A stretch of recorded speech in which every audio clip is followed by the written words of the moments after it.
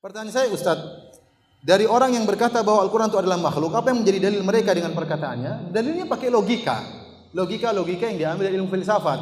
Seperti logika mereka bahwasanya Allah adalah Tuhan. Tuhan tidak boleh sama dengan makhluk. Kalau Tuhan tidak boleh sama dengan makhluk, maka tidak boleh bicara dengan suara. Tidak boleh bicara dengan apa? Huruf. Kita bantah sekalian saja, bilang jangan bicara.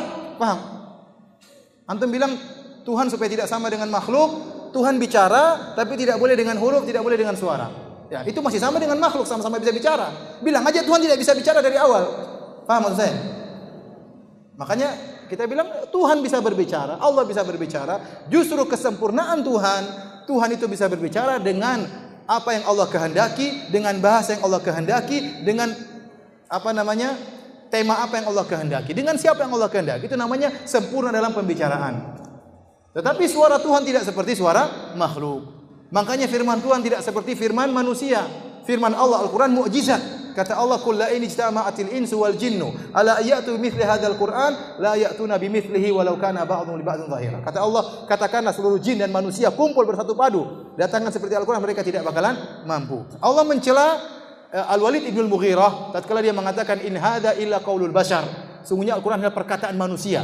Dicela oleh Allah. Kata Allah, sanuslihi saqar. Saya akan masukkan di dalam neraka saqar. Gara-gara bilang Al-Quran itu adalah ucapan manusia. Nah, apa bedanya yang mengatakan Al-Quran ini terjemahan Muhammad? Berarti ini lafal Muhammad. Nah, kalau Al-Quran itu lafal Muhammad, yang tulis Muhammad, maknanya dari Allah, hanya sekedar terjemahnya dari Muhammad. Kata mereka, Allah berbicara tanpa suara, tanpa huruf. Terus bagaimana? Allah buat Muhammad paham. Kemudian setelah Muhammad sudah paham, maka Muhammad ungkapkan sallallahu alaihi wasallam ungkapkan dengan bahasa dia. Berarti Al-Quran bukan firman Allah dong.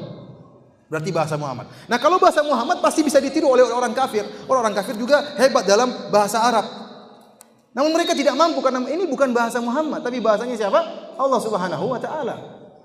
Oleh karenanya Allah mudahkan orang hafal Al-Quran. Kenapa? Firman Allah Subhanahu wa taala. Allah jaga Al-Quran tersebut, ya.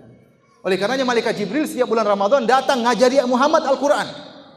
Kalau Al-Quran karangan Muhammad, lafalnya dari Muhammad, terjemah dari Muhammad, ngapain Jibril datang? Paham? Jibril datang karena itu firman Allah Subhanahu wa taala. Jadi dalil mereka mengatakan Al-Quran makhluk hanya sekedar logika. Logika dari mana? Dari buku-buku filsafat yang bukan dari Islam. Kenapa ente mempersyaratkan kalau Tuhan tidak boleh bisa bicara, tidak boleh ada suaranya? Dari mana dalilnya? Ya, kita bilang ada Tuhan tidak punya suaranya, maka Tuhan yang kurang namanya, Tuhan tidak sempurna. Kita bisa balik seperti itu. Oleh karenanya Imam Al-Bukhari dalam kitabnya Khalqu Af'alil Ibad menyebutkan Allah punya suara tapi suaranya tidak sama dengan suara makhluk. Dalam kitabnya Khalqu Af'alil Ibad.